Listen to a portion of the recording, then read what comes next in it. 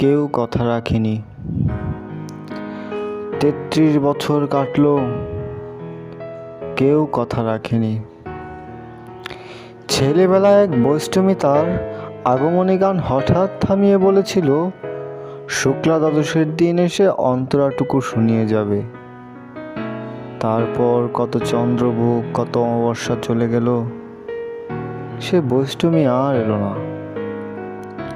25 বছর প্রতীক্ষায় আছি। মামাবাড়ির মাঝি নাদের আলী বলেছিল, বড় হও দাদা ঠাকুর, তোমায় আমি 3 প্রহরের বিল দেখাতে নিয়ে যাব। সেখানে পদ্ম ফুলের মাথায় খেলা করে সাপ ও ভ্রমর। নাদের আলী, আমি আর কত বড় হব? আমার মাথায় ঘরের ছাদ ছুঁড়ে আকাশ স্পর্শ করলে তবে কি তুমি আমায় 3 প্রহরের বিল দেখাতে নিয়ে যাবে? একটাও রয়্যাল গণিকরা হলো না। লাঠির ওজন দেখিয়ে দেখিয়ে চুষেছে লস্কর বাড়ির ছেলেরা। ভিখারির মতো চৌধুরীদের গেটে দাঁড়িয়ে দেখেছি ভিতরের আসর সব।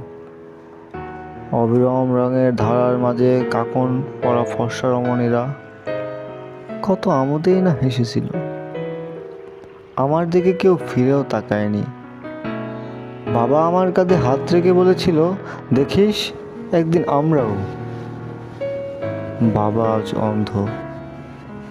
আমাদের দেখা হলো না কিছুই।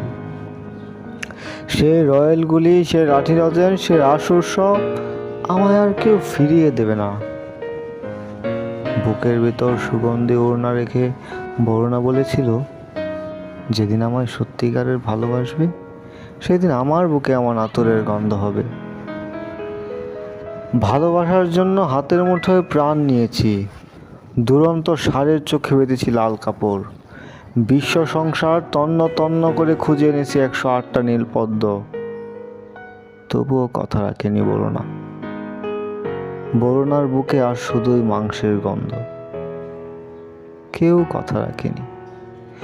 33 বছর কাটলো, কেউ কথা রাখেনি। কেউ কথা রাখে না।